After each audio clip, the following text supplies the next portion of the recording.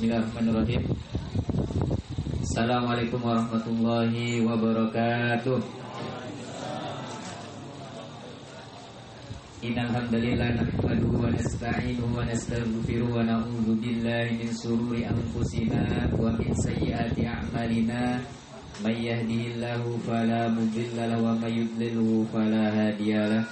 Asyhadu an la ilaha illallah wahdahu la syarika lahu wa asyhadu anna Muhammadan abduhu wa rasuluhu arsalahu bil huda wa dinil haqq liyudhhirahu 'alad dini kulli wa kafa billahi syahida.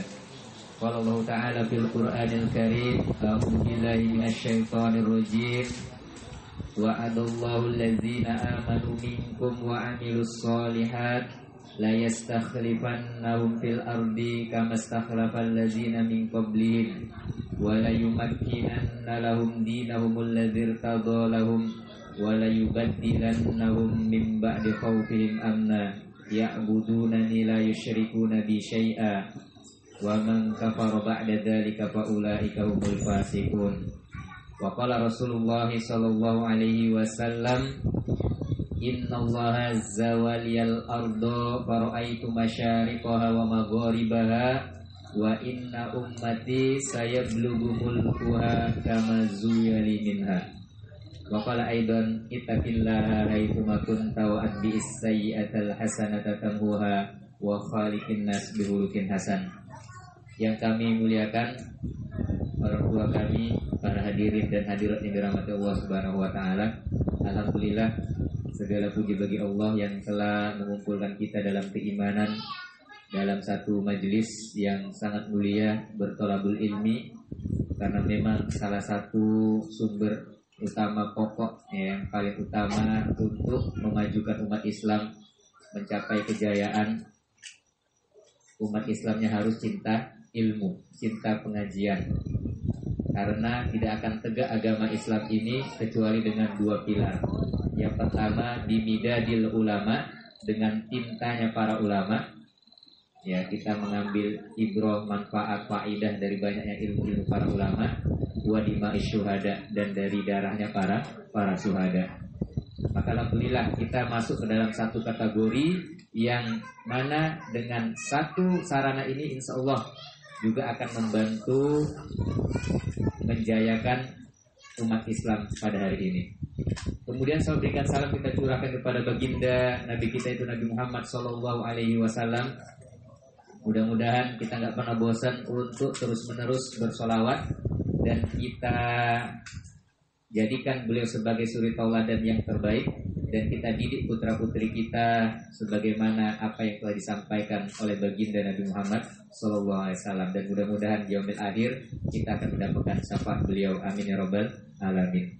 Selanjutnya para jamaah yang dirahmati Allah, malam hari ini kita akan mengaji kajian spesial tentang kriteria mukmin pejuang di rumah Pak Asmu'i ya. Mudah-mudahan rumah beliau mendapatkan keberkahan, amin ya rabbal alamin. Karena di atas kita ini banyak malaikat yang sedang mencari pengajian-pengajian. Rasulullah SAW beliau mengatakan, idza marartum bi riyadil jannah farta'u. Kalau kalian melewati taman-taman surga, maka bergabunglah di dalamnya. Qalu ya Rasulullah wa mariyadul jannah. Apa itu taman-taman surga wahai Rasulullah? Qala majalisul ilmi. Taman-taman surga itu adalah majlis-majlis ilmu. Bahkan Imam Ibnu Qayyim Al-Jauziyah rahimahullah beliau menyebutkan, sesungguhnya Allah Subhanahu wa taala memiliki malaikat-malaikat yang khusus mencari majlis-majlis ilmu. Apabila mereka menemukan majlis ilmu, maka mereka mendatanginya. Dan bukan hanya mendatangi majlis ilmu saja, tetapi para malaikat itu mendoakan kita semua, mengharapkan ampunan dari Allah Subhanahu wa taala untuk orang-orang yang bermajlis ilmu. Maka luar biasa hari ini Allah Subhanahu wa taala menurunkan para malaikat untuk menaungi rahmat, ketenangan, kenyamanan, dan mendoakan kita berbagai macam doa-doa yang intinya mengampuni dosa-dosa kita. Maka para jamaah yang dirahmati Allah, langsung saja ke materi. Ya mungkin materi ini agak sedikit perlu pendalaman ya perlu konsentrasi yang agak-agak tinggi karena memang ya materinya harus kita resapin satu persatu ya. Dan materi yang saya sampaikan ini nanti Pak Bu ya itu kita lakukan mastatona ya, maksudnya semampu kita. Kita udah pul-pulan ya untuk menjadi seorang pejuang ya. Karena seseorang itu ya tidak dibebani sesuatu sesuai dengan kondisinya masing-masing. Hari ini mungkin ada yang mungkin dia berjuang melalui ekonomi ya, dia terus-menerus berinfak, setiap ada penghasilan yang lebih dia berikan untuk ya, perjuangan Islam. 2,5%-nya kah, 5% atau bahkan 10% atau mungkin 50% ya. Ya, mungkin ada juga yang berkontribusi sesuai kapasitasnya sebagai seorang ustadz kiai. Dia menyampaikan melalui majelis-majelis ilmu. Ada mungkin yang kontribusinya menghadiri, meramaikan majelis ilmu, nggak masalah. Ya, intinya sesuai dengan kemampuan masing-masing. Yang penting bagaimana dia memaksa dirinya untuk menjadi orang yang lebih baik daripada yang sebelum-sebelumnya. Ya, maka materi ini yang nggak mesti harus ditujukan kepada satu person ya, tetapi sesuai kita kondisikan sesuai kemampuan masing-masing. Lalu para jamaah yang dirahmati Allah Subhanahu wa taala. Jadi Allah Subhanahu wa taala ya menginginkan bahwasanya agamanya ini akan senantiasa tegak. Ya.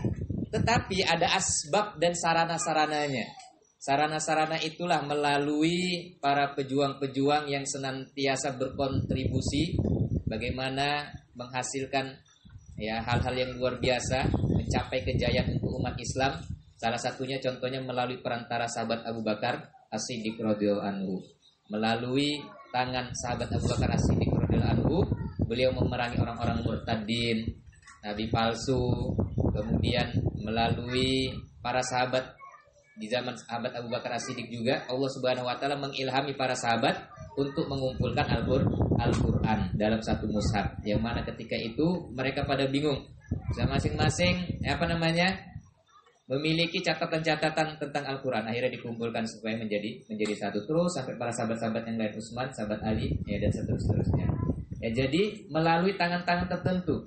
Dan tangan-tangan tertentu inilah yang sudah menjadi ketetapan Allah. Pasti Allah Subhanahu wa taala akan membangkitkan beberapa person dari utusan-utusan yang ada di permukaan bumi ini.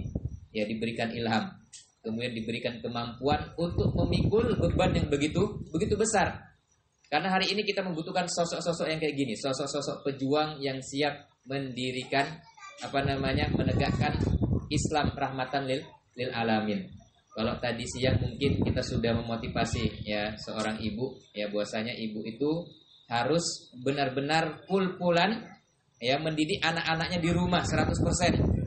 Yang kerja biarin bapak-bapak yang ada di sini. Mau kerja apa yang penting ada usahanya. Yang ibu-ibu ya kerjaannya apa? Ya baca doa, sholat malam, yang qiyamul lail, baca Al-Qur'an, sedekah, sholat duha, ya, semuanya kegiatan kebaikan. Karena nanti ikhtiarnya nanti ini yang melakukan adalah ya para bapak-bapaknya. Insyaallah rezekinya akan disalurkan melalui ya usaha-usaha yang dilakukan oleh ya suami-suaminya. Ya, maka kita butuh butuh sifat-sifat yang harus kita didik anak-anak kita ini. Sifat-sifat apa aja yang harus kita didik dari anak-anak kita ini supaya menjadi mukmin pejuang? Ya, yang kita bicarakan hari ini personnya ya, bukan jamaahnya, bukan organisasinya. Yang kita bicarakan di sini adalah sifat personnya masing-masing. Ya, jadi kita membutuhkan orang-orang yang memiliki 5 sifat ini. Kita bahas satu-satu 5 sifat orang-orang yang menjadi pejuang-pejuang Allah Subhanahu wa taala. Yang pertama yaitu sifat para pejuang ini harus memiliki sifat al-wala wal bara. Ya, al-wala wal bara. Al-wala wal baroknya benar. Cinta dan bencinya harus ditujukan kepada sesuatu yang benar. Kalau dia orang muslim, sesama muslim, berarti ya diberikan kecintaan, ya, kedekatan, bantuan, pertolongan, perlindungan. Ya, itu udah jelas ya orang beriman. Pokoknya siapa aja yang beriman, enggak mesti harus satu kelompok. Pokoknya yang namanya orang beriman itulah saudara kita. Jangan kata-kata beriman itu dipersempit dengan satu kelompok saja. Ini nggak betul ya. Nggak boleh kita mempersempit makna ukhuwah hanya sebatas kelompoknya saja. Ini nggak bagus ya. Nanti Insya Allah akan kita sampaikan di subuh di Aroma nanti. Bagaimana kriteria orang-orang yang berilmu. Ya, jadi al-wala di sini pokoknya orang beriman. Siapa aja dia imannya betul, ahlul kiblah, ya rukun imannya betul, rukun Islamnya juga benar, itulah dia saudara kita. Mungkin bapak bisa maju lagi, ada tamu yang baru, takutnya nggak dapat duduk ya kan? Ya. Kemudian baroknya permusuhannya juga benar. Bermusuh dengan orang yang lain akidahnya nggak masalah, ya. Memang itu dianjurkan. Justru kata Syaikhul Islam, kata Imam Syekh Muhammad bin Abdul Wahab rahimahullah, beliau mengatakan tidak akan sempurna iman seseorang yang hanya sekedar beribadah, sholat, baca Al-Quran tanpa benar al-wala wal baroknya. Ya, jadi harus sempurna al-wala wal baroknya. Dan salah satu tanda-tanda al-wala wal barok seseorang itu benar, yang pertama, satu, as-sam'u wa ta'anya bagus. Ya, ini ciri-ciri orang yang wala wal baroknya benar. Jadi as-sam'u wa ta'anya bagus. Ya, maksudnya apa? Rasulullah SAW beliau mengatakan seseorang itu, ya, as-sam'u wa ta'a 'alal mar'il muslim, mendengar dan taatlah kepada seorang muslim fi ma kariha au yuhibba. Apa yang dicintai ataupun yang dibenci, pokoknya taatlah sama dia. Ya, selama malam yu'mar bi maksiyah, selama tidak memerintahkan kepada perbuatan kemaksiatan, kita taatin. Fa idza umira bi maksiatin falasam awala ta'ah. Kalau diperintahkan berbuat kemaksiatan, maka tidak ada pendengaran dan tidak ada ketaatan. Ini kode etik yang pertama. Al-wala wal barok, tanda al-wala wal baroknya benar, pendengaran dan ketaatannya harus betul. Harus dia curahkan semaksimal mungkin. Siapa aja yang memerintahkan dia dalam kebaikan, insya Allah khair, ya. Insya Allah khair, insya Allah kebaikan. Apalagi memerintahkan kita hari ini, ya, misalnya ya dari Majelis Taklim Arisalah, dari Majelis Taklim Madinah atau yang lainnya lah, ya. Kalau ada perintah kebaikan, ada share majelis ilmu, suruh ngadirin majelis ilmu di masjid ini, ya, kita datengin. Insya Allah baik, karena kita diperintahkan untuk ke dalam kebaikan. Bahkan kalau orang muslim itu nggak taat, ya, ketaatannya bermasalah, ini akan menunda kemenangan kaum beriman. Ya, orang-orang beriman nggak akan bisa menang kalau pengikutnya banyak yang nggak taat. Kisah ini tercantum di dalam surat Al-Baqarah 280 berapa nih, Pak? Cerita Talut, ada yang tahu? Ya, ayat itu berapa? Falamma fasala Talutu bil junudi. Ada yang hafal, Pak? Surah Al-Baqarah di sini? Enggak ada yang hafal. Ya. Ya, kita baca salah satu ayatnya. Ya, kita akan menerangkan, ya, surat Al-Baqarah ayat 249. Ya. Falamma fasala Talutu bil junudi qala innallaha mubtaliikum binahar. Ketika Talut, ya, memberikan order, ya, kepada pasukannya, falamma fasala Talutu bil junudi qala innallaha mubtaliikum binahar. Sesungguhnya Allah Subhanahu wa taala akan menguji kalian dengan adanya sungai. Ya. Mubtaliikum binahar. Faman syariba minhu falaysa minni. Barang siapa yang meminum sungai nanti kalau kita lewat, maka dia bukan kelompokku. Ya, illa man iktarafa ghurfatan biyadi, kecuali minumnya hanya satu ciduk saja. Kalau dilihat dari kisah Talut ini, Pak Bu, dalam surat Al-Baqarah 249, ya. Ketika pasukan Talut, ya, Talut diangkat oleh Allah Subhanahu wa taala sebagai pemimpin di zamannya, ya, Nabi Daud, ya. Maka pasukannya itu banyak yang enggak taat. Imam As-Sa'di rahimahullah, beliau menyebutkan dalam kitab tafsir beliau, Talut bersama pasukannya itu mereka jumlahnya 80.000 pasukan. Ketika diperintahkan supaya jangan minum air sungai, ya, kecuali minumnya hanya seciduk saja, tetapi banyak pasukannya yang ngeyel. Ya, ngeyel, ya. Kalau bahasa Jawanya ngeyel, ya, Pak. Kalau di sini apa bahasanya, Pak? Ya. Iya. Bandel kali dibilang jangan minum kecuali seciduk, diminumnya di situ satu ember, ya, jubrat, ada yang mandi masuk berenang, ya. Apalah Talut ini, air banyak gini kok nggak boleh minum. Udah gila nih pemimpin kita nih katanya. Masa nggak boleh nggak boleh minum? Pakai logika mereka. Disuruh taat kepada kebaikan, pakai Logika inilah yang merusak kita hari ini. Kita lebih mendahulukan logika kita daripada perintah yang diperintahkan oleh para pemimpin kita. Para pemimpin kita ini maksudnya pemimpin jamaah ya, pemimpin yang mengarahkan kepada kebaikan. Kalau pemimpinnya nggak berhukum dengan Al-Quran dan Sunnah, nggak perlu nggak ada asam wa ta'ah. Ya, jadi ada yang minum 1 ember, 1 galon, ada yang nyemplung ya karena kurang puas ya, udah capek-capek jalan, masa nggak boleh nih, nggak boleh minum. Dari 80.000 orang tadi yang nggak taat, berapa jumlahnya Pak? Ya, berapa? Bang, masih ingat lah? Ya, ada yang tahu Pak berapa yang nggak taat? Dari 80.000 orang yang nyeyel tadi, 76.000 orang ya. Sisa pasukannya cuma tinggal 4.000. Jadi pakai nih yang 76.000 sama si Tolut. Buat apa pula make orang yang nggak taat? Inilah fungsi seorang komandan. Dia memantau anggota-anggotanya, siapa kira-kira yang nggak taat, siapa kira-kira yang ngeyel, siapa yang kira disuruh, lebih mementingkan urusan pribadinya daripada urusan jamaah. Ya, maka pemimpin harus melatih anggotanya supaya taat dan mendengar dan taat. Akhirnya orang yang minum tadi 76.000 yang minum banyak-banyak, itu mereka kecapean, keletihan, nggak sanggup lagi. Falam majawazahu walladzina amanu ma'ahu qalu la taqata lana al-yawma bi Jalut wa junudih. Udahlah, nggak sanggup lagi kita melawan tentara Jalut. Karena tentara Jalut ini orangnya besar, 2 kali lipat dari manusia biasa. Bahkan disebutkan mereka ini tidak pernah kalah dalam peperangan. Ya, tentara-tentara Jalut ini nggak pernah kalah. Udah nggak pernah kalah, pasukan muslim bawanya cuma sedikit aja, 4.000 orang. Dari 80.000 orang, 76.000 yang ngeyel, bandel, nggak mau disuruh. Kalau kita lah hari ini disuruh ngaji misalnya, banyak yang nggak mau, alasan inilah itu, gerimis, ya, ada payung, ada jaket, mantel, ya, atau disuruh dengerin tabligh akbar. Kadang banyak orang yang lebih mengurus kepentingan ya pribadinya daripada mengurus kebangkitan umat Islam. Makanya 76.000 orang ini nggak dipakai sama si Tolut. Kenapa? Karena barisan mereka inilah yang suka menebar kelemahan bagi umat Islam, menebarkan kelemahan, keraguan-raguan, ya, sehingga disingkirkan sama si Tolut. Buat apa kami memakai kalian? Karena yang kita butuhkan hari ini adalah keteguhan hati orang-orang yang beriman. Ya, kemudian semangat mereka dalam memperjuangkan agama Allah Subhanahu wa taala. Yang kita butuhkan adalah mereka cinta di dalam jalan kebenaran. Makanya suatu ketika sahabat Abdullah bin Rawaha ketika perang Mu'tah, perang Mu'tah ini jumlah kaum muslimin 3.000 orang melawan tentara-tentara Romawi ya sekitar 200.000 orang. Berarti 1 banding berapa tuh ya? 3.000 ya lawan 200.000.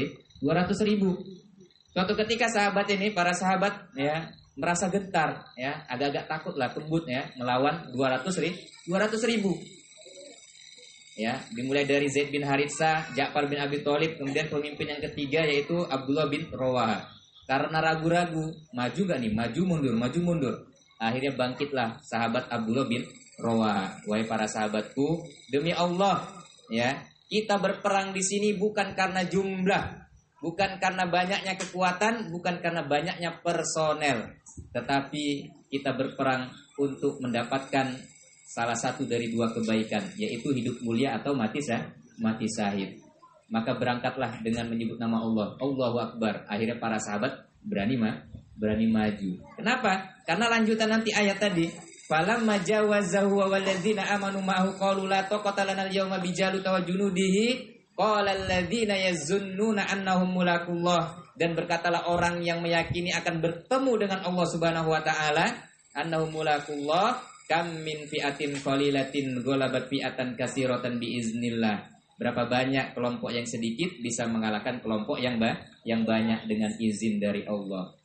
Yang terpenting itu Pak, kita harus istiqomah aja. Gak masalah jumlahnya sedikit, banyak itu gak menjadi ukuran kemenangan seseorang. Kemenangan kelompok itu gak diukur dari banyaknya jumlah. Kalau sudah waktunya menang, berapapun jumlahnya, Allah Subhanahu wa taala akan memberikan kemenangan. Cobalah kita lihat Nabi Musa AS, beliau berjuang sendirian. Pengikutnya juga banyak yang ngeyel dari Bani Israel. Hanya segelintir orang aja yang mengikuti Nabi Musa. Tetapi karena waktunya memang sudah menang, ditetapkan kemenangan buat Nabi Musa. kekuatan Fir'aun yang banyak itu ratusan ribu orang, gak ada apa-apanya di hadapan ya orang-orang yang beriman dengan izin dari Allah Subhanahu wa taala. Termasuk kita, yang penting istiqomahnya itu. Makanya kata Syekh Nasiruddin Albani rahimahullah, beliau mengatakan, wahai kaum muslimin, jalan Allah ini panjang. Ya, saking panjangnya kata Syekh Nasiruddin Albani rahimahullah, saking panjangnya, untungnya kita tidak diwajibkan untuk sampai ke ujungnya. Kita hanya diperintahkan untuk supaya mati di atas jalannya. Gak ada yang sampai, Pak, saking panjangnya jalan Allah ini. Gak ada yang pernah sampai. Kita hanya diperintahkan supaya mati di atas jalan tersebut. Wala tamutunna illa wa antum muslimun. Janganlah kalian mati kecuali mati dalam keadaan muslim. Bahkan ulama-ulama kita yang lain juga memberikan nasihat seperti Syekh Bin Baz rahimahullah, juga beliau mengatakan, ya, hidup di jalan Allah ini lebih susah, lebih sulit daripada mati di jalan Allah. Ya, memang kalau hidup di jalan Allah ini lebih sulit, Pak. Kalau mati cuma sebentar aja, ya, digorok sekali, ya, kena bom, hancur lebur badannya, udah habis sekian, selesai. Tapi kalau hidup di jalan Allah itu tempuhannya panjang, jumlah pengikutnya sedikit, kawan yang ikut juga sedikit. Bahkan para nabi dan rasul pun ada yang nggak punya pengikut sama sekali. Nabi Nuh aja, ya, yang dakwanya 950 tahun, pengikutnya cuma 40 orang, nggak lebih, ya, kurang lebih 40 orang. Di sini berapa nih, Pak? 300 kayaknya nih. 300 orang, berarti udah luar biasa kali. Padahal dakwanya baru ya 10 tahun misalnya, ya. Nabi Nuh cuma 40, sekitar 40 orang. Ya, jadi jumlah itu nggak menjadi ukuran kelompok itu benar atau tidak. Yang penting istiqomah aja di jalan Allah. Kalau suatu waktu sudah Allah SWT tetapkan kemenangan buat umat Islam, insya Allah menang itu, ya. Yang penting jangan pakai jalan-jalan kotor dalam menegakkan Islam. Jalan kebenaran aja ditelusurin, dijalanin. Ya, karena memang saking panjangnya jalan Allah ini, kata Imam Asy-Syafi'i rahimahullah, idza kunta fi tariqi ilallah farkut. Kalau kamu berada di atas jalan kebenaran, farkut, melesatlah secara kencang. Kalau kita yakin Islam ini benar, Pak, pokoknya beramallah sungguh-sungguh sebanyak mungkin, kumpulkan pundi-pundi amal soleh. Ya. Kemudian kata Imam Asy-Syafi'i rahimahullah, wa in sa'uba 'alaika fahrul. Kalau enggak sanggup melesat dengan kencang, maka berlari-lari kecil lah. Ya, lari-lari kecil, ya, pemanasan. Wa in ta'ibta famshi. Kalau kamu capek, berjalanlah. Ya, kalau kita capek memegang kebenaran ini, jalan pelan-pelan. Ya, wa ilam tastati fasrihabuan. Kalau nggak sanggup juga, merangkaklah dengan, ya, badan kita nih, ya, merangkak. Wa iyyaka warrujuk, dan janganlah kamu kembali kepada kekufuran. Yang penting istiqomah. Memang kualitas kita hari ini beda-beda. Ada yang meyakini Islam ini dengan benar, ya, rajinnya luar biasa. Ya. Kadang-kala mungkin lari kecil. Kadang-kala kalau udah malas sekali, majelis taklimnya banyak kali, udahlah sepekan kali lah datang. Kadang-kala ada juga yang kayak gitu, capek tiap hari datang katanya, ya. Ya, mungkin ya masih labil keimanannya. Ya, masih labil. Kadang-kala sampai merangkak-rangkak. Ya. Udah mau datang setengah perjalanan nggak jadi nih. Aduh, ada balik lagi. Pura-pura ada yang lupa lah apa. Akhirnya udah sampai rumah nggak balik lagi misalnya. Ya, nggak balik lagi ke pengajian. Ya, pokoknya bagaimana tetap istiqomah dan jangan lari ke belakang. Baik itu jadi pengkhianat, jadi munafik, jadi musyrik, atau jadi orang kafir, ini nggak boleh. Ya, wa iyyaka warrujuk. Maka para jemaah yang dirahmati Allah Subhanahu wa taala, jadi orang yang taat tadi akan membawa kepada keberkahan, yaitu kemenangan buat umat Islam. Yang kita butuhkan hari ini adalah pribadi-pribadi yang as-sam'u wa ta'anya bagus, ya. Taatnya bagus. Kalau siapa komandan Pak? Ketua Majelis Taklim di sini, Pak? Ya, Arisalam misalnya. Ya, ikutin. Ya, karena kita udah nunjuk beliau misalnya jadi komandan, ya berarti kalau ada perintah dari beliau siap, ya, siap bos, ya. Ya, harus siap. Insya Allah kalau beliau memerintahkan, insya Allah itu baik, ya, kecuali memerintah pada perbuatan kemaksiatan, fala sam'a wala ta'ah.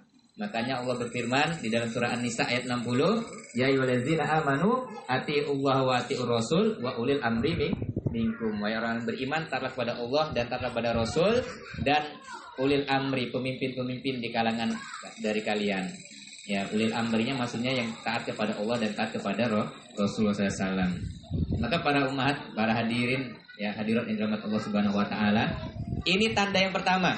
Orang yang walak wal baroknya benar, dia as-sam'u wa ta'anya mantap, bagus ya. Saking bagusnya orang pendengaran dan ketaatannya, kata Rasulullah SAW, ana a'murukum bi khamsin. Aku perintahkan kepada kalian 5 perkara. Ma amarani Allah bihinna, yang mana Allah Subhanahu wa taala memerintahkannya kepada kalian bil jamaah, yaitu dengan berjamaah, wasam'i wa ta'ah, mendengar dan taat, wal hijrati wal jihadi fisabilillah, yaitu untuk berhijrah dan berjihad di jalan Allah Subhanahu wa taala. Ya, kalau orang muslim enggak taat, Pak, nanti banyak kekalahan-kekalahan yang akan kita raih. Salah satu contohnya ya, sahabat ya, 50 orang sahabat yang ditugaskan di bukit dekat ya waktu perang Uhud. Ya, dia di bagian belakang supaya 50 orang ini menjaga jangan-jangan nanti orang-orang kafir menyerang dari belakang. 50 orang dijaga. Abdullah bin Jubair seorang pemimpin dari 50 orang yang menjaga bukit ini. Kata Rasulullah, kalian jangan turun meskipun kami menang atau kalah. Pokoknya tetap berdiri di tempat. Ya. Datang 40 orang ini ketika melihat orang Islam udah merangsek ke depan, ya udah menang, mendapatkan harta ghanimah, 40 orang ini ngiler melihat dunia tadi. Oh, kita udah menang ini. Tuh lihat tuh umat Islam ya, kawan-kawan kita udah sampai ke markasnya orang kafir, udah dapat harta ghanimah. Ngapain lagi kita di sini, kata 40 orang. Kata Abdullah bin Jubair, jangan, kata Rasulullah SAW, kita di sini aja. Enggak boleh turun. Akhirnya 40 orang ini enggak sabaran ya, karena melihat dunia tadi. Makanya turunlah surat Ali Imran, minkum mayuridud dunya wa minkum mayuridul akhirah. Di antara kalian ada yang cinta dunia dan ada yang cinta akhirat. 40 orang ini turun, tinggallah 10 orang yang ada di atas. Karena kelihayan Khalid bin Walid yang waktu itu masih kafir, beliau dari belakang menyerang kaum muslimin, naik dulu ke bukit, dibantailah, ditebaslah batang leher orang-orang Islam, tangan-tangannya, kepalanya diputusin semua, barulah mereka menyerang dari belakang. Gara-gara segelintir orang yang bermaksiat, gak taat kepada Rasulullah SAW, akhirnya umat Islam mendapatkan kekalahan. Hari ini berapa banyak jamaah-jamaah yang ada, banyak orang yang gak taat, akhirnya jamaahnya bubar. Kenapa? Karena ketaatan itu yang dibutuhkan dalam jamaah, dalam organisasi, ya, dalam harokah, dalam partai maupun apa saja lah pokoknya. Kalau nggak ada ketaatan, bagaimana mungkin program-program itu akan bisa berjalan dengan lancar? Maka butuh ketaatan. Orang-orang yang beriman kalau memiliki karakter pejuang, dia harus oke aja. Kalau disuruh, pokoknya disuruh bosnya, komandannya, disuruh yang bagus, ya kerjakan. Insya Allah ya khair. Kemudian para jamaah yang dirahmati Allah, tanda yang kedua, udah jam berapa nih Pak? Masih lama ya? Sampai jam 12 nih. Ya. Yang kedua cirinya yaitu diberi sanksi nerima. Kalau kita salah, ya biasa itu bawahan kalau dimarahin dengerin aja, nggak usah ngelawan ya. Karena memang atasan nggak pernah salah. Ya. Dalam prinsip yang militer atasan nggak pernah salah. Kalau disalahin dimarahin kita ya, dimarahin. Ya. Maksudnya apa? Diberi sanksi dia nerima, bahkan membuat dia semakin bersemangat dalam beribadah. Salah satu contohnya adalah sahabat Ka'ab bin Malik. Ka'ab bin Malik radhiyallahu anhu ini beliau nggak ikut perang Tabuk. Suatu saat anaknya pernah bercerita, yaitu Abdullah bin Ka'ab bin Malik. Waktu itu ayahku ya diperintahkan pergi ke perang Tabuk, dia di rumah asik mondar-mandir aja. Antara ragu nih mau pergi enggak ya. Akhirnya enggak jadi pergi. Apalagi pas waktu itu musim panas dan musim mau panen buah. Ya, nanti kalau pergi ini, nanti buahnya siapa yang metik? Pokoknya dihembuskanlah subat-subat di dalam hatinya oleh syaitan. Karena musim buah, kemudian dia mondar-mandir, akhirnya nggak jadi pergi. Padahal dia sudah membeli 2 kendaraan baru, ya kendaraan kuda. Dulu di zaman Rasulullah SAW kendaraan yang paling bagus ya kuda atau onta. Termasuk kendaraan ini yang paling bagus di akhir zaman juga onta dan kuda. Nggak ada yang bisa mengimbangi onta sama kuda. Apalagi kalau perangnya di bukit-bukit. Perang di bukit-bukit kalau naik tank itu jumping tanknya. Ya. Tapi kalau pakai kuda, pakai onta, kuat dia bawa barang pun bisa sampai atas. Maka onta sama kuda, termasuk kuda ya, kekhususan kuda ini wal khailu ma'qudun fi nawasil khair ila yaumil qiyamah al ajru wal ghanimah. kuda itu akan senantiasa ada kebaikan sampai hari kiamat. Seseorang akan mendapatkan pahala dan gonimah. Maka hari ini kalau mau pelihara kuda Bu, lebih bagus ya daripada naik kereta. Naik kuda, setiap bulu-bulu kuda itu kita mendapatkan pahalanya. Ya, bulu kuda berapa Pak? Nggak tahu ya. Yang penting kalau nggak ganjil genap ya. Ganjil genap. Kemudian setiap dia buang air besar kita juga dapat pahala. Setiap dia makan rumput kita dapat pahala. Pokoknya binatang yang dapat pahala kita memeliharanya adalah kuda. Dan itu binatang kendaraan akhir zaman nanti. Ketika nggak ada lagi pesawat tempur, habis semua bensin semua nggak ada lagi. Ya, yang dipakai adalah kembali seperti zaman dahulu. Ya, jadi mulai besok adalah kuda atau 2 biji di sini ya Pak, 2 ekor ya dipelihara. Ya. Kalau nggak ada kuda pakai sepeda Pak, ganti sepeda. Kereta kita nanti kadang nggak dipakai lagi nanti di akhir zaman. Kalau naik sepeda insya Allah masih bisa. Bawa barang beras, padi, jagung, ya, apalagi ya singkong naik sepeda. Ya harus ada Pak sepeda. Karena nanti kalau udah nggak ada bensin di stop, ya gawat kita ya, nggak punya kendaraan. Jadi ketika itu beliau ya ragu-ragu mau berangkat atau tidak. Akhirnya beliau nggak jadi berangkat. Beliau merasa bersedih, apalagi ketika keluar rumah yang nampak adalah orang-orang munafik. Tidak ada aku melihat orang-orang yang imannya kuat, kecuali di sini hanya orang-orang munafik. Masuk rumah lagi beliau bersedih sambil nangis. Apalah kira-kira nanti jawaban tuh kalau bertemu dengan Rasulullah SAW. Akhirnya Rasulullah SAW mengabsen beliau di pertengahan jalan. Mana nih Ka'ab bin Malik? Para sahabat yang lainnya ada yang diam, ada yang memberikan jawaban. Ya, kemudian setelah beliau pulang dari Tabuk ke Madinah, ya Ka'ab bin Malik ini dihembusin sama orang-orang munafik. Udahlah Ka'ab bin Malik, bilang aja kita ada alasan gini. Nanti kan kita diampunin sama Rasulullah. Enggak lah kata Ka'ab bin Malik. Ya, akhirnya beliau majulah di hadapan Rasulullah. Wahai Rasulullah, sesungguhnya kalau saya berbicara memberikan alasan kepadamu, alasan yang tidak syar'i, tentunya kamu akan memberikan ampunan kepadaku. Tetapi saya khawatir jangan-jangan nanti Allah Subhanahu wa taala akan memberi kabar kepadamu dan akhirnya engkau murka kepadaku. Demi Allah wahai Rasulullah, kemarin saya enggak ikut perang Tabuk, memang enggak ada alasan syar'i. Ya, kata Rasulullah, kalau begitu kamu benar, berdirilah kamu. Nanti tunggu keputusannya dari Allah Subhanahu wa taala. Akhirnya dihukumlah beliau ini. Untuk apa? Supaya tidak diajak berbicara selama 50 hari. Ya, enggak ditergi, enggak Pak. Pokoknya enggak diajak bicara lah. Di SKT-in kata anak-anak ya, SKT. Selama 50 hari. Sakit kali itu Pak, 50 hari enggak diajak bicara. Sama anak kita aja Pak. Anak kita kalau kita ngomong dia enggak dengar, mau kita tokok kepalanya tuh kan. Ya. Nah, ini nak, pura-pura enggak dengar dia. Maulah ya kita pukul anak itu. Ya, jadi ini 50 hari. Termasuk nanti sama istri-istri mereka. Ya, 50 hari itu lama sekali. Akhirnya kata beliau, dunia ini kayaknya sempit kali, enggak ada kawan. Mau ke pajak mau bicara enggak ada yang mau nirgain. Mau ke masjid bicara enggak ada yang menyambut ucapan-ucapan mereka. Akhirnya di 40 hari pertama datanglah surat dari Raja Ghassan dari Romawi.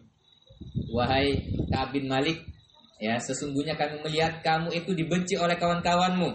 Maka ikutlah kepada kami akan memberikan jabatan yang terpenting untukmu. Ya, ditawarin dia sama orang kafir. Tetapi karena iman Ka'ab bin Malik radhiyallahu anhu ini kuat, setelah dibacanya direnungi, ini ujian ini. Jangan sampailah saya terpengaruh, akhirnya suratnya dibakar, dibawa ke tengku api, dibakar. Ya. Kemudian datang lagi utusan Rasulullah. 10 hari sisa ini kamu jangan deketin istrimu, kata Rasulullah SAW. Wah, semakin sedih lagi beliau. 40 hari tidak diajak bicara sama kaum muslimin, 10 harinya tidak boleh dekat sama istri. Akhirnya setelah 50 hari selesai, habis sholat subuh, Rasulullah SAW memberikan kabar gembira kepada Ka'ab bin Malik. Sesungguhnya Allah Subhanahu wa ta'ala menerima taubatmu. Alhamdulillah, semuanya bersyukur. Kemudian dideketinlah, dirangkul Ka'ab bin Malik sama sahabat-sahabat yang lain sampai terharu, sampai nangis. Dan justru hukuman tadi membuat beliau itu semakin bersemangat beribadah kepada Allah. Menjadi pelajaran. Hari ini banyak orang yang dihukum gak nerima Pak. Dihukum gak nerima. Apalagi kalau dia salah. Padahal salah, dihukum marah. Ya, bawaannya baper. Ya, baper apa? Bawa perubahan harusnya ya kan? Bawa perubahan. Ini enggak dimarahin baper. Ya, enggak diajak kumpul misalnya, Ya, dia aja nggak ngajak saya, akhirnya keluar dari kelompok, akhirnya nggak mau ikutin. Ya, maka orang muslim itu kalau walaknya benar dikasih hukuman dia terima. Termasuk siapa aja yang memberi hukuman kepada kita, kalau dia komandan kita, ya pemimpin kelompok kita, pemimpin jamaah kita, pemimpin majelis taklim kita, insya Allah kita terima aja. Misalnya ini ya Pak, kalau nggak hadir majelis taklim hari ini dendanya 2.000 misalnya. Wah, berimpak maksudnya ya, bukan denda ya. Ya, jadi orang nggak taklim impak 2.000, didatengin, cek nama-nama yang nggak taklim nih 2.000. Kalau sepakat nggak masalah, yang penting sepakat. Kalau besoknya lagi tabligh akbar ada yang nggak datang, kita cek, ya hukumannya impak 5.000 misalnya. Ya, tapi jangan pula mending aku impak 10.000 nggak datang kok ya. Nggak bagus juga nih ya. Pokoknya bagaimana supaya dia bisa datang. Jangan pula gara-gara hukuman tadi membuat dia jadi tidak datang. Jadi yang kedua nih ya Pak, yang kedua, orang tersebut kalau diberi sanksi nerima, bahkan justru membuat dia semakin semangat. Yang ketiga, tanda al-baroknya benar, dia cinta kepada sesama mukmin. Ya, orang-orang beriman itu saling mencintai. Jadi kalau kita berdakwah itu bijaksana, enggak injak sana injak sini, enggak bagus tuh Pak. Dakwah injak sana injak sini. Pokoknya ilmu Allah ini luas, enggak ada seperti lautan yang enggak bertepi. Jangan menganggap kita udah dapat ilmu 1 tahun 2 tahun ini merasa paling benar, paling oke, paling keren.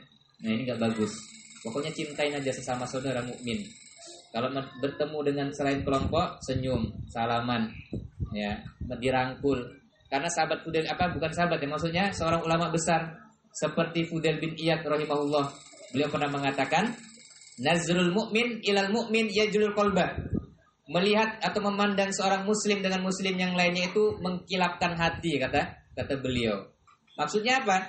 Ketika hati kita dalam keadaan galau, ya, atau kalau zaman sekarang katanya gegana Pak? Ya. Galau merana, jumpain orang-orang mukmin, berziarah, silaturahmi. Silaturahmi itu kalau yang senasab ya. Jadi kalau kita kan ada bahasanya silaturahmi. Silaturahmi itu kalau yang ada nasab saudaranya, itu namanya silaturahmi. Tapi kalau kita ke rumah kawan kita yang gak ada hubungan nasab, namanya berziarah, berkunjung. Jadi kita rubah bahasa kita hari ini Pak.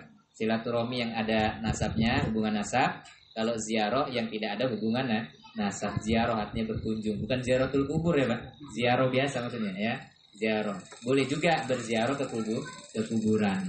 Ya jadi memandang mukmin dengan mukmin yang itu bisa mengkilapkan hati. Hari ini kalau kita ke majelis ilmu, hatinya senang, gembira, tenang, berarti imannya mantap, bagus. Kata Imam Ibnu Qayyim Al-Jauziyah rahimahullah, beliau mengatakan, ibahas ya qalbuka fi salasati mawatin. Carilah hatimu di tiga tempat. Fi majalisil ilmi, ketika bermajelis ilmu, inda sima'il Qur'an, ketika mendengarkan Al-Qur'an. Kemudian indah khalwah, ketika berduaan dengan Allah Subhanahu wa ta'ala. Kalau di dalam majelis ilmu kita nggak tenang, nggak nyaman, nanti ustadznya ngaji itu aja paling katanya. Oh itu aja, bukan masalah itunya. Masalahnya adalah siar dalam pengajian tadi, rame-ramenya tadi. Ya, jadi orang pengajian sana rame. Kenapa? Karena hari ini Pak, orang kalau nengok pengajian, kalau pengajian nggak rame, katanya nggak betul berarti pengajiannya itu katanya. Ya, orang mandangnya dari kayak gitunya. Makanya kita harus rame-rame biar bilang betul ya, karena orang itu menilai dari zohirnya. Kalau nggak rame nggak mau mereka. Makanya kita ramekan, walaupun kita bawa anak-anak kita nanti ribut ya, taruh di belakang. Ya, biar rame, makin rame. Jadi menghadiri majelis ilmu kalau kita tenang, insya Allah ya di situ ya bertambahlah keimanan kita. Kemudian Ja'far bin Sulaiman seorang ulama juga beliau mengatakan, kalau hati kami lagi kotor, kalau hati kami lagi galau, kami mendatangi Muhammad bin Wasi. Muhammad bin Wasi kenal Pak? Muhammad bin Wasi ini bawahan dari pasukan Qutaibah bin Muslim. Pernah suatu ketika Qutaibah bin Muslim ini membariskan pasukannya. Ternyata yang gak hadir adalah Muhammad bin Wasi. Muhammad bin Wasi. Kemana Muhammad bin Wasi? Saya sangat merindukannya. Akhirnya kata tentaranya tadi, sebagian tentaranya mengatakan Muhammad bin Wasi itu sedang di sana, di bawah pohon. Ditunjukkanlah di bawah pohon. Ternyata Muhammad bin Wasi sedang berdoa. Pas mau dipanggil, kata Qutaibah bin Muslim, jangan. Karena dia sedang berdoa. Demi Allah, doa Muhammad bin Wasi ini lebih aku cintai daripada 1000 bilah pedang yang dipegang oleh 1000 orang jagoan. Akhirnya selesai berdoa, dirangkullah sahabat Muhammad bin Wasi ini. Kenapa? Ternyata betul doa beliau ini makbul. Ya, kita tahu Muhammad bin Wasi ini seorang ulama juga ya. Di antara doa yang sangat populer yang beliau doakan, apa doanya, Pak? Doanya adalah Allahumma ansur amirona wa jama'atina min kaidil kafirina wat taghut. Ya Allah, tolonglah para pemimpin-pemimpin umat Islam dari tipu daya orang kafir dan taghut. Ini doa yang bagus, Pak.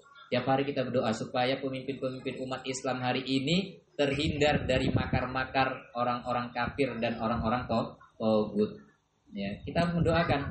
Hari ini banyak yang diintai itu adalah para ulama-ulama kita, para pemimpin-pemimpin kita. Kita nggak tahu hari ini berapa orang yang mungkin yang sedang diringkus, apakah para asatid yang dijebloskan ke penjara. Kita berdoa supaya mereka diselamatkan oleh Allah Subhanahu wa ta'ala. Harus kita baca nih Pak tiap hari. Bukan hanya keselamatan keluarga kita aja, tetapi keselamatan para pemimpin-pemimpin umat Islam. Karena dari dulunya orang kafir hanya mengincar pemimpin-pemimpin umat Islam. Kita lihat aja di Palestina.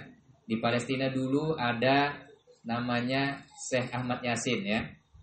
Setelah dirudal, padahal beliau naik kursi roda, tapi takutnya luar biasa orang Yahudi. Sampai dirudal lah Syekh Yasin ini.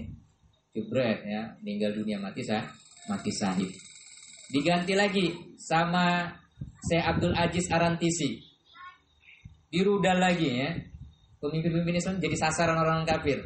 Kemudian diganti lagi pemimpin yang ketiga, tapi nggak disebutkan namanya, disembunyikan pemimpinnya. Boleh hari ini menyembunyikan pemimpin-pemimpin umat Islam. Supaya apa? Supaya nggak ditangkap ataupun dijebloskan ke penjara. Boleh lah. Makanya ada namanya kelompok-kelompok yang memang pemimpinnya nggak nampak ya. Yang penting tadi ketaatannya tadi, ya. Yang penting ketaatannya, bukan siapa pemimpinnya. Yang penting pokoknya taat sama orang beriman, insya Allah ya. Perjalanan dakwah itu akan semakin meningkat kalau kita menjadi orang-orang yang taat. Maka teman kita, salah satu tanda wala wal bara benar, kita mencintai sesama muslim. Pokoknya kalau ada anak kita kawannya nggak betul, ya, anak kita kawannya nggak betul, orang-orang kelompok-kelompok sesat, apalagi seperti liberal, itu pokoknya dijauhin.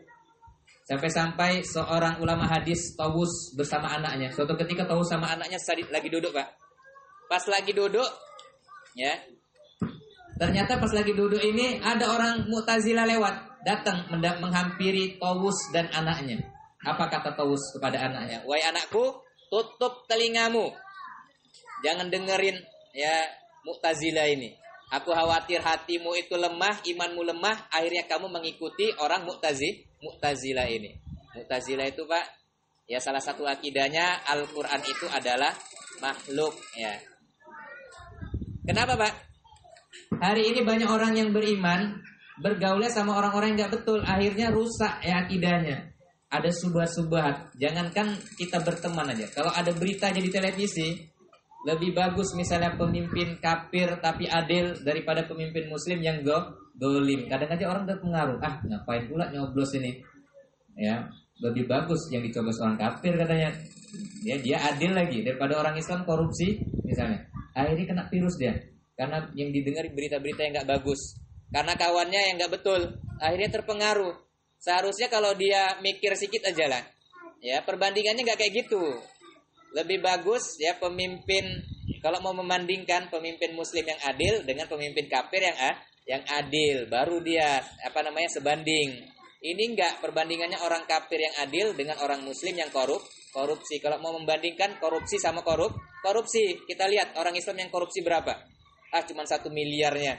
Orang kafirnya korupsi sampai ya 5 triliun, 10 triliun, ya enggak ada beritanya. Tapi kalau orang Islam yang korupsi 100 juta, televisi ribut sampai 1 pekan nggak habis-habis memberitakan orang Islam itu. Mereka membikin subhat-subhat supaya orang Islam itu terpengaruh dengan framing berita yang menyudutkan umat Islam. Makanya umat Islam jangan pernah berteman dengan orang-orang yang nggak betul, karena bisa merusak akidah dan pemahaman umat Islam.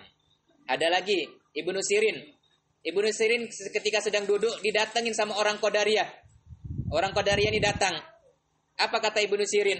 Wahai Qadariyah, kamu yang pergi atau aku yang pergi? Ya, akhirnya orang Qadariyah tadi yang pergi. Itu seorang ulama. ulama besar mereka takut ada subat-subat masuk ya, subat-subat orang-orang sesat masuk ke dalam akalnya, ke dalam hatinya, sehingga mereka nggak mau nyari teman-teman yang nggak soleh. Mereka carilah teman-teman yang soleh yang bisa bermanfaat untuk kita semua. Kita semua hari ini Pak, Bu, kita yang hadir di sini ya, itu insya Allah akan memberikan syafaat nanti di yaumil akhir, saling membantu. Makanya para ulama mereka sering juga menulis ya, kalau saya nggak kalian jumpai di surga, carilah aku di neraka, tariklah aku dari neraka Allah menuju surga Allah Subhanahu wa ta'ala. Maka kita saling mendoakan Bu, satu dengan yang lain. Jangan pula saling iri-irian ya, ini nggak bagus. Orang muslim dan muslimah mencintai, saling bersaudara, mendoakan kebaikan. Ini malah seneng ya, kalau orang Islamnya masuk neraka malah seneng ya, gak usah didoain kebaikan, biarin aja dia sesat katanya ya. Seharusnya umat Islam harus peduli dengan yang lainnya. Kemudian tes ya. Habis baterai ini Pak. Ya, jadi selanjutnya teman ini bagus ya, maksudnya mencintai sesama muslim. Saking pedulinya kita dengan saudara-saudara kita saling mendoakan ya, saling mendoakan. Jangan lupa mendoakan saudara-saudara kita. Sampai ketika kita sholat pun kita mendoakan saudara-saudara kita. Kapan Pak kita sholat mendoakan saudara kita? Ada yang tahu? Ya, ketika sholat kita mendoakan saudara kita. Pas kapan itu kira-kira? Ada yang tahu Bu? Pas kapan kita mendoakan kawan kita, teman kita, bersama pengajian ini? Pas kapan? Sujud. Pas kapan Pak? Ya. Pas lagi tahiyat. Lagi tahiyat apa doanya? Assalamu alaina wa ala ibadillahis sholihin. Salam sejahtera untuk kami dan kepada hamba-hamba Allah yang solih. Kita mendoakan salam sejahtera, mudah-mudahan ya kawan-kawan kita yang solih itu mendapatkan kesejahteraan dari Allah Subhanahu wa ta'ala. Kata Rasulullah dalam hadis riwayat Bukhari, fa idza qultumuha, kalau kalian mengucapkan doa tadi assalamu alaina wa ala ibadillahis sholihin, asobat kulla abadin lillahi sholihin fis sama'i wal ard, maka doa itu ditujukan kepada hamba-hamba Allah yang solih, baik yang ada di langit maupun yang ada di bumi. Di bumi kalau jumlah orang yang soleh misalnya 1 miliar aja lah, nggak usah banyak kali ya, 100 juta lah misalnya. 100 juta itulah pahalanya mengalir untuk kita. Kata Syekh Nasiruddin Al-Albani rahimahullah ya, beliau mengatakan kalau kita mendoakan kaum muslimin Allah maghfir lana wal mu'minin wal mu'minat, maka pahala kita sebanyak bilangan orang muslim yang ada di dunia. Kenapa? Karena kita mendoakan ampunan untuk orang-orang muslim dan muslimin dan muslimat. Jumlahnya kalau muslim dan muslimat ada 1 miliar, 1 miliar itulah ya kembali kepada kita.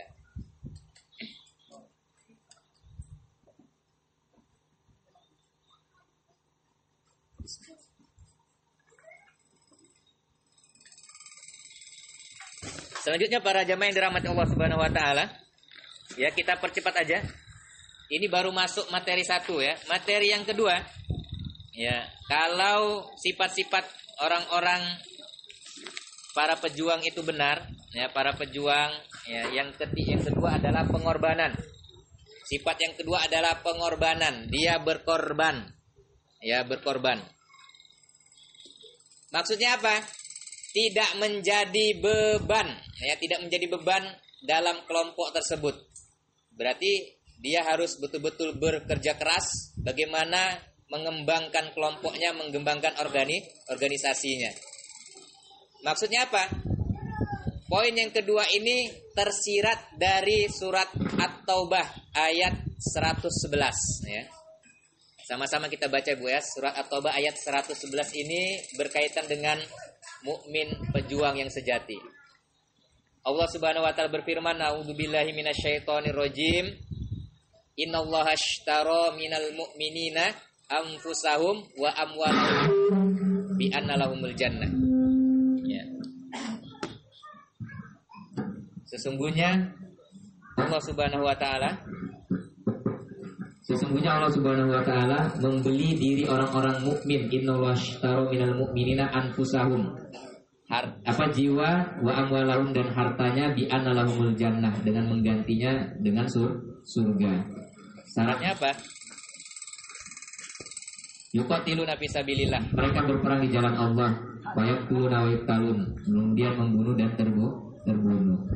Dalam ayat ini secara tersirat ya, kata para ulama, mengapa orang-orang yang beriman kok mesti disuruh untuk berjuang, mengorbankan jiwa dan raganya, mengorbankan waktunya, mengorbankan tenaganya hanya untuk mendapatkan surga Allah Subhanahu wa taala. Padahal Allah itu mampu untuk membawa kita ke dalam surga meskipun nggak berjuang. Allah mampu aja Pak Bu, masukkan kita ke dalam surganya tanpa harus susah-susah payah, tanpa harus bersusah payah ya menghadiri majelis ilmu, kemudian tanpa bersusah payah harus taat kepada pemimpin, tanpa bersusah payah untuk mengorbankan waktu dan tenaga kita. Ternyata para ulama menjawab dengan sangat bagus ya, dengan bahasa yang bagus. Mereka mengatakan ya, Annallahu subhanahu wa ta'ala lam yurid ayyakuna hamlata da'wati wa hummatiha minatana bila al-kusala. Sesungguhnya Allah Subhanahu wa taala tidak menghendaki dari para pemikul dakwah ini, dari para pejuang-pejuangnya itu menjadi orang-orang yang malas. Ya, jadi orang-orang yang malas yang hanya sekedar istirahat, santai-santai, lalu mengharap pertolongan dari Allah Subhanahu wa taala. Janganlah para pejuang itu mengira pertolongan Allah itu didapat hanya sekedar sholat, kemudian baca Al-Quran, kemudian berdoa, lalu dia mengharap turun pertolongan dari Allah tanpa harus bersusah payah. Ya, jadi para pemegang dakwah ini, para pemikul dakwah ini, ya termasuk kita semua. Ya, kita semua di sini dai. Dai meskipun menyampaikan satu ayat, satu hadis itu namanya dai, insyaallah. Ya. Tidak menginginkan kita ini jadi orang-orang yang malas, justru menjadi orang-orang yang siap berkorban untuk memajukan Islam. Ingat ya, kalau kita masuk kelompok mana aja, niatnya adalah memajukan Islam dan kaum muslimin. Kalau nanti memajukan kelompok organisasi itu poin yang keduanya. Tujuan utamanya adalah meninggikan li'ilai kalimatillah, yaitu meninggikan agama Allah Subhanahu wa taala. Kenapa? Karena hari ini banyak orang yang tidak mau berjuang. Yang dia inginkan adalah mengharapkan bantuan dari kelompok tersebut. Justru yang kita inginkan adalah orang tersebut memberikan pertolongan, bantuan untuk menegakkan agama Allah Subhanahu wa taala. Berapapun yang dia berikan untuk Islam ini, dia keluarkan. Makanya suatu ketika ada seorang sahabat yang masuk Islam, "Wahai Rasulullah, saya mau masuk Islam, tapi ada syaratnya. 2 syaratnya. Yang pertama, saya tidak mau berjihad. Yang kedua, saya tidak mau bersedekah. Kalau saya berjihad nanti saya mati wahai Rasulullah, takut mati saya. Tapi kalau saya berimpak juga saya nggak mau, nanti saya takut miskin kalau berimpak. Asal kalau bermajelis ilmu asik menyebarkan kota impak aja misalnya, takut miskin dia misalnya. Ya, 2 poin ini dia nggak mau. Pokoknya saya mau masuk Islam, tapi 2 poin ini saya tidak mau. Kemudian Rasulullah SAW menjawab, wahai fulan, ya, la shadaqata wala jihada bagaimana tadkhulul jannah. Kamu nggak berimpak, tidak juga berjihad, lalu dengan apa kamu mau masuk surga Allah Subhanahu wa taala? Surga Allah itu mahal. Kalau surga Allah itu gampang, kita cukup bersantai-santai di rumah. Surga Allah itu diraih dengan susah payah, ibarat orang yang membangun rumah ini. Butuh tenaga, butuh pikiran, butuh material, butuh uang, butuh waktu. Pokoknya semuanya dikerahkan untuk membangun rumah yang indah di dunia. Apalagi membangun rumah Allah yang ada di surga. Butuh perjuangan, pengorbanan. Jadi jangan dibalik. Kalau dibalik itu maksudnya gini, kita butuh jamaah, kita butuh kelompok, kita butuh berorganisasi, kita butuh bermajelis ilmu.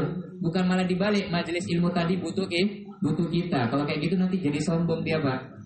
Ya, paling jamaah nanti itu butuh sayanya. Akhirnya dia di rumah aja dulu, nunggu diteleponin supaya jadi orang penting di kelompok tersebut. Tetapi bagaimana kita berkeyakinan, kitalah yang butuh Islam, kitalah yang butuh berkelompok, kitalah yang butuh berjuang di jalan Allah Subhanahu wa ta'ala. Kalau orang berpikiran kayak gini, maka dia akan rela mengorbankan seluruh jiwa raganya untuk menghabiskan seluruh waktunya dalam rangka berkorban di jalan Allah Subhanahu wa ta'ala.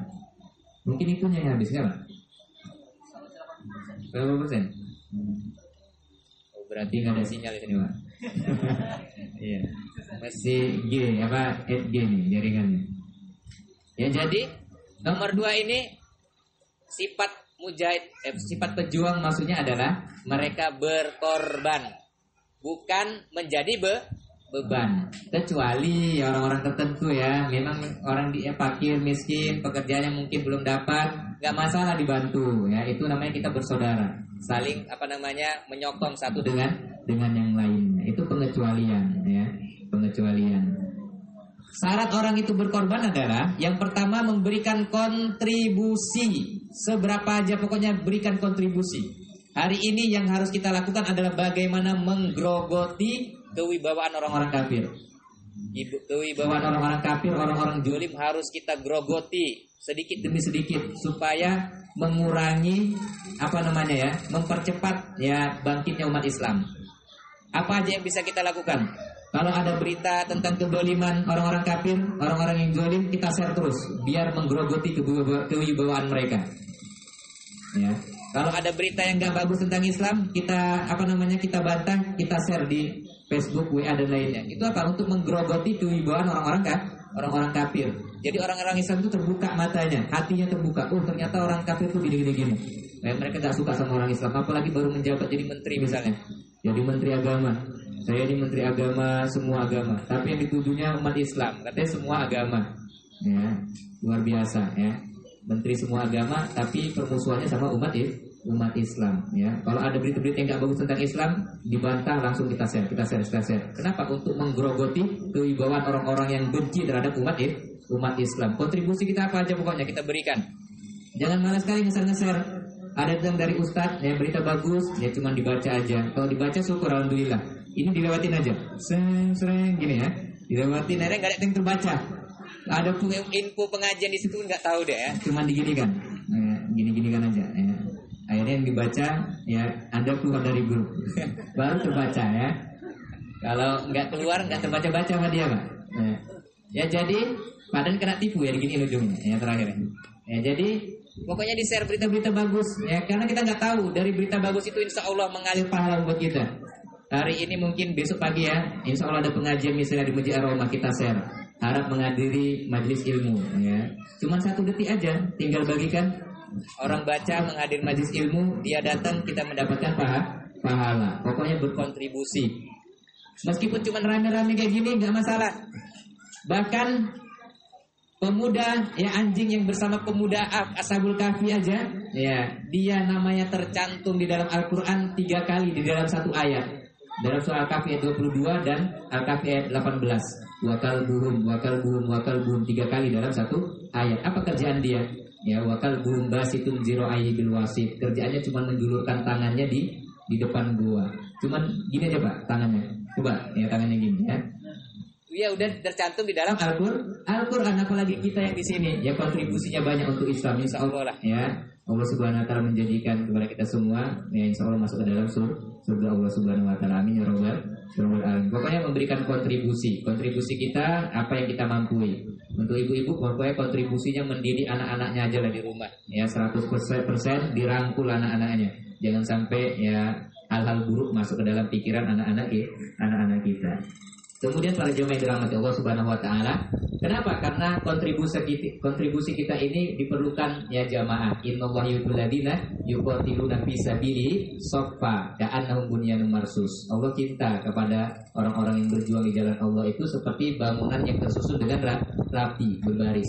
Jadi kita jangan berpersepsi, jangan bertasawur, jangan ada gambaran di dalam kepala kita ini bahwasanya agama Islam itu bangkit hanya dengan cukup 1 orang aja. Kalau para nabi yang terdahulu iya dengan 1 orang, tapi agama Islam ini menyatakan gak kayak gitu, lain lagi ya metodenya. Agama Islam ini bangkit dengan adanya kelompok-kelompok yang siap membela agama Allah Subhanahu wa taala yang tersusun dengan rapi. Jadi kita jangan beranggapan agama Islam ini bangkit hanya dari 1 ustadz aja ya. Bangkit kita gotong royong rame-rame. Kita lihatlah dulu tentara Abraham ya, tentara bergajahnya itu dikalahkan sama burung ababil. Gajah lawan burung, siapa yang menang Pak? Ada burung gereja lawan gajah, siapa yang menang? Kalau satu lawan satu sparring dia, gaya sama burung, menang gajahnya. Tetapi karena burung tadi rame-rame, toiron ababil. Toiron artinya burung, ababil itu artinya apa? Berbondong-bondong. Rame kalau berbondong-bondong melawan kedoliman, insya Allah kedoliman itu akan bisa teratasi. Misalnya di kampung ini ada orang yang berbuat maksiat, main judi dia di rumah. Datengin rame-rame, nggak berani satu orang, datengin rame-rame, datengin dulu kepingnya, kepala desanya. Yuk Pak, ada orang main judi di sini. Main judi, mabuk-mabukan lagi, yuk kita datengin rame-rame. Insya Allah selesai perkara. Yang penting jangan anarkis, sesuai dengan rambu-rambu yang sudah ada ditetapkan oleh pemerintah. Yang hari ini kan banyak orang yang nggak berani. Satu orang iyalah nggak berani, tapi kalau berkoordinasi antara satu masjid dengan masjid yang lain, berkumpul bareng-bareng merobohkan kedoliman, insya Allah ya di musola kita ya ataupun di kampung kita, insya Allah jadi nyaman. Udah 3 kali nih ya Pak. 3 kali. Jadi memberikan kontribusi. Ya, masih jam 10 kurang 10. Kemudian yang kedua, ciri orang yang berkorban. Ya, pertama dia kontribusi, yang kedua isar. Isar ini apa Pak? Mendahulukan saudaranya. Isar, termasuk isar ini solusi. Isar ini contohnya kalau di dalam kelompok itu, dalam berjamaah, misalnya ada harta bersama ya, harta umat. Mungkin diamanain mobil, kereta, atau rumah, macam-macam. Kita isar aja lah ya, isar. Jangan beranggapan, aku gak pernah naik mobil itu lah, gak pernah naik kereta yang disumbangkan untuk umat itu lah. Ya, pokoknya isar. Kita beranggapan dia lebih pantas untuk memakai harta-harta kaum muslimin. Isar ya. Jangan pula ada rasa dengki, iri. Aku gak, anakku sakit gak diantar pakai mobil dia itu ya. Mobil berjamaahnya itu ya. Ya nggak perlu kayak gitu ya. Pokoknya isar aja lah, isar. Isar itu kita beranggapan dia itu lebih layak untuk menggunakan harta umat daripada kita. Sehingga apa? Kesatuan umat Islam itu terus terjaga ya, terangkul. Nggak ada timbul perpecahan ya. Kalau memang nggak suka, langsung bilang, jangan ngomong di belakang. Ya, kalau kayak orang Jawa ya pakai topi itu ya, depannya memang mantap dia, mulus. Ya di belakangnya rupanya benjol. Nah, ini nggak bagus ya. Kalau ada hal yang nggak suka, sama seperti sahabat Umar bin Khattab, ada yang nggak suka sama hati dia, langsung disampaikan kepada Rasulullah SAW. Kalau disimpan nanti bahaya nih. Suatu waktu nanti ada permasalahan lagi, ya ibarat kayu yang di sungai ya Pak, kayu udah selama numpuk ya, nyangkut ya di tengah itu, lama-lama kalau ada banjir besar, dia akan mengenai seseorang. Ya begitu juga kalau ada permasalahan langsung dibicarakan, itu lebih bagus, jangan disimpan-simpan. Karena nanti pas ada permasalahan setan akan mengungkit-ungkit kembali. Oh dulu gini-gini. Pokoknya isar, dalam berjamaah itu harus isar. Kalau misalnya kita nggak kebagian harta jamaah, ya harta umat, ya mudah-mudahan kita mendapatkan yang lebih baik. Itu aja lah ya isar. Nanti kalau dalam berjamaah nanti kita paham sendirilah ya. Kalau isar itu gimana contoh-contohnya. Ya pokoknya mendahulukan saudara-saudara kita. Meskipun kita lebih membutuhkan. Kemudian yang ketiga, ciri orang yang berkorban itu adalah dia lebih mementingkan kelompok daripada ya dianya sendiri ya, daripada keluarganya. Lebih mementingkan kelompok Pak ya. Contohnya sahabat Muhajirin. Muhajirin ini disebutkan oleh Allah Subhanahu wa taala dalam surah Al-Hasyr ayat 9. Lil fuqara'il muhajirin alladzina ukhriju min diyarihim wa amwalihim yabtaguna fadlan minallah wa ridwana. Mereka lebih mendahulukan ya ridho Allah, wa yansurunallah wa rasulah, dan mereka menolong Allah dan rasulnya. Hari ini ada orang yang bilang, ngapain pula agama Allah ditolong ya? Mau kena ya jangan sampai ada orang yang bilang gitu, ngapain Allah ditolong? Allah Maha Kuat kok menolong ya. Ini orang nggak betul. Intan surullah yang surkum. Tolonglah agama Allah, maksudnya menolong Allah itu kita beramal soleh, berdakwah ya. Bukan berarti Allahnya yang ditolong. Memang Allah nggak perlu ditolong ya. Kita menolong Allah itu untuk menolong diri kita sendiri. Ya, jadi sahabat Muhajirin ini lebih mendahulukan ridho Allah daripada dirinya sendiri. Inilah ya mujahid yang luar biasa, pejuang yang luar biasa. Kalau ada hal-hal yang lebih dipentingkan ya, dari keluarganya, dia mementingkan kelompoknya. Kalau kayak kita ini contohnya gini ya Pak, misalnya adalah ya kita kumpul. Udah janjian ini ya. Nanti ada mau majelis taklim di bulan depan bagi pengurus-pengurus mohon untuk kumpul sebentar habis isya misalnya. Tiba-tiba di tengah jalan dia mungkin ada alasan keluarga lah atau apa ya, nggak izin lagi. Kemudian pas diteleponin HP-nya dinonaktifin ya, atau pura-pura tadi nggak ini loh lagi dicas padahal dimainin sama dia ya, pura-pura izin ya. Ini nggak boleh kayak gini. Dia seharusnya lebih mengutamakan ya beramal jama'i daripada keluarganya sendiri, kecuali memang ya hal-hal yang sangat mendesak ya, tapi harus ngomong sama komandannya, sama ketuanya. Kalau memang nggak bisa ngomong ya, jangan pula nggak ada kabar. Ya ini contohnya misalnya dalam kehidupan sehari-hari. Ya kalau disuruh kumpul bareng-bareng, mengurus ya masjid, kemudian mengurus jamaah ta'lim, ya mohon hadir karena itu lebih utama daripada mungkin urusan keluarga. Kecuali sangat mendesak, bolehlah izin sama ketua. Jangan pula pas lagi kumpul sengaja dia dimatiin HP-nya biar nggak dihubungin. Udah dihubungin sengaja nggak diangkat. Ya, nanti pas sudah mau selesai acara baru dia nelpon. Assalamualaikum. Ya. Pak izin ya Pak. Ngapain pula izin? Udah selesai baru udah bilang. Ini enggak ya, enggak betul ini berarti ya. Berarti kita harus mendahulukan ya kepentingan kelompok daripada kepentingan pribadi. Ibu-ibu juga harus ngerti, harus paham juga. Kalau ya suaminya ini orang aktivis, ya orang yang banyak kerjaannya untuk mengurus majelis taklim, dia harus pengertian juga. Ya, berarti ada tugas. Doain aja lah supaya urusan kita dipermudah oleh Allah Subhanahu wa taala. Selanjutnya para umat dan hadirin yang dirahmati Allah, ya jam 10 lewat kurang ya 5 ya. Mau dilanjut lagi nih, Pak? Masih 2 nih, Pak. 3 lagi. 2 aja deh 1 jam. Apalagi 3. Nanti kita tanya jawab aja ya Pak. Ya tanya jawab. Yang ketiga sama 45 ini cuman gambaran secara umum aja. Yang ketiga itu pembelaan. Pembelaan apa maksudnya? Pembelaan di sini majelis ilmu kita ini, majelis taklim harus ada yang bela. Ada orang-orang yang memang yang siap menjadi pembela agama-agama Allah Subhanahu wa taala. Harus ada orang-orang yang kuat ya. Kuat fisiknya maupun kuat ya ruhnya. Ya, makanya jamaah-jamaah dakwah yang ada, kalau mereka nggak memiliki kekuatan, nggak mungkin bisa dibela ya. Maka kekuatan itu termasuk salah satunya adalah untuk membela darah-darah kaum muslimin. Wa'idu lahum mastata'tum min quwwah, dan persiapanlah kekuatan apa saja yang kamu miliki. Ya, jadi harus ada pembelaan. Kalau dakwah aja kurang pas, harus ada yang melindungi dakwah tersebut dengan adanya kekuatan. Makanya orang muslim harus dilatih menjadi orang mukmin yang kuat. Al mukminul qawiyyu khairun wa habu ilallah minal mukminid dhaif. Mukmin yang kuat lebih dicintai oleh Allah, lebih disukai daripada mukmin yang lemah. Anak kita latih Pak supaya jadi kuat, masukkan ke pesantren. Nah, belajar dia latihan sparring bela diri. Ya, 1 lawan 2 misalnya. 1 lawan 3. Ya, latihan terus ya, biar mentalnya terbiasa. Tapi kalau udah keluar dari pondok jangan pula mukulin ya orang-orang ya. Ya. Kekuatan di dalam umat Islam itu untuk membela saudara-saudaranya, bukan malah mukulin saudara-saudaranya. Ya, jadi pembelaan melalui kekuatan. Yang kedua, pembelaan di sini maksudnya melalui kitman. Ya, kitman itu menjaga rahasia.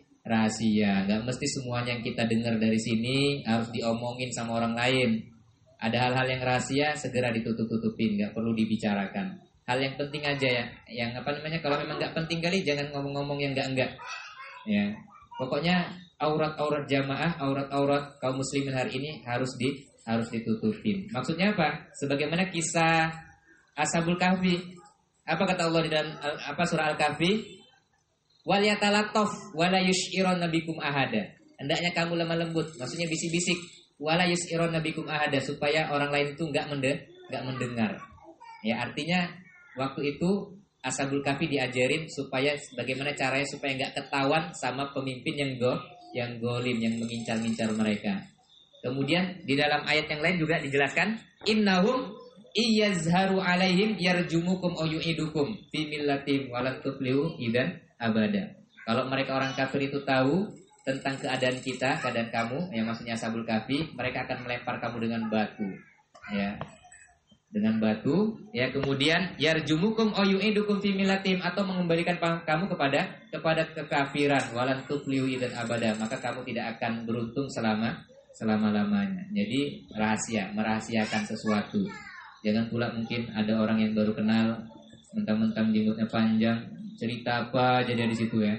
Belum tentu ya dia menjadi mendukung perjuangan umat Islam. Banyak sekarang orang-orang memata-matain, ya, dengan jadi ulama kah, ya, jadi kiai. Di Afghanistan aja dulu pernah, Pak.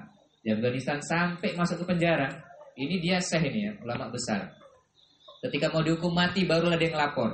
Saya ini intel katanya. Wah, terkejutlah kawan-kawannya ini. Jadi selama ini dia, ya, intel masuk ke penjara mau disiksain, barulah dia tidak tahan lagi disiksa, ya, di penjara sampai 2 tahunan lebih, baru dia ngelapor. Saya ini, ya, intel. Kayak kemarin, ya, yang ngintelin mahasiswa mau dipukulin, baru dia ngaku ini polisi, ya. Akhirnya nggak jadi dipukul, sempat kena juga, ya, 2 kali atau 3 kali. Maka nggak boleh, ya, sembarangan ngomong, jaga rahasia kaum muslimin. Rahasia-rahasia yang penting dijaga, ya. Para mujahid, para pejuang itu menjaga rahasia. Yang keempat, amanah. Disingkat aja nih karena di jam 10-an. Yang keempat, amanah. Tanda orang amanah itu diberi tugas, 1, dia ada kemauan. Yang kedua, ya, selain ada kemauan, dia berkomunikasi dengan pemimpinnya, dengan ketuanya. Dikasih tugas, dia komunikasi. Jangan dikasih tugas nggak komunikasi, asal kerja aja misalnya. Kemudian yang ketiga, bersegera melaksanakan tugasnya. Karena sifat-sifat orang munafik itu wa iminkum lama layubati anna. Karena banyak di antara kamu orang-orang munafik itu adalah orang yang kerjanya lambat. Kalau dikasih tugas sama ketuanya, kerjanya cepat, ya, mau berkomunikasi, kemudian cepat. Yang keempat adalah ikhlas. Kerjanya harus ikhlas. Enggak semua yang kita kerjakan ini harus ada nominalnya. Semua yang kita kerjakan ini harus berbentuk nominal. Bisa jadi perbuatan kebaikan yang kita lakukan, nominalnya bisa dihitung dari dijaganya kita kesehatan kita, dimudahnya kita rezeki, kemudian apalagi, Pak, ya, pokoknya badannya dikasih kesehatan, gampang aja berbuat kebaikan. Bisa jadi diganti nominalnya dengan kesehatan fisik maupun rohani, ya. Jadi orang yang amanah tipenya ada 4, mau bekerja, ya, kemudian berkoordinasi, komunikasi, ya, kemudian yang ketiga cepat ngerjainnya, ya, cepat tapi selesai, ya, kemudian yang keempat yaitu ikhlas, kerjanya ikhlas, dan yang terakhir, ya, sifat mukmin pejuang itu adalah kuat, ya, kuat. Ya, ini secara khusus dijelaskan kuat fisiknya dan kuat rohaninya. Ya, jadi selesai, ya. Malam hari ini kita sudah selesai membahas tentang kriteria pejuang sejati, kriteria mukmin sejati. Ya, 5 hal tadi harus kita tanamkan kepada anak-anak kita supaya mereka menjadi pejuang sejati. Jangan sampai, ya, kita lengah dalam mendidik anak-anak kita, termasuk kita sendiri. Dan kalau kita jadi ketua, ya, kita harus juga memahami anggota-anggota kita. Jangan banyak menyalahi. Bisa jadi mungkin kita yang belum maksimal dalam mendidik, ya, anggota kita, ya. Pokoknya saling introspeksi diri, yang bawaan introspeksi diri, yang atasan juga introspeksi diri, biar komunikasinya lancar. Pokoknya jangan ada perselisihan antara ketua dan anggota, ya, pokoknya semuanya, ya, damai aja, aman, introspeksi. Mudah-mudahan bermanfaat. Ya, kalau ada pertanyaan silakan, ya, bertanya. Ada pertanyaan? Dibuka.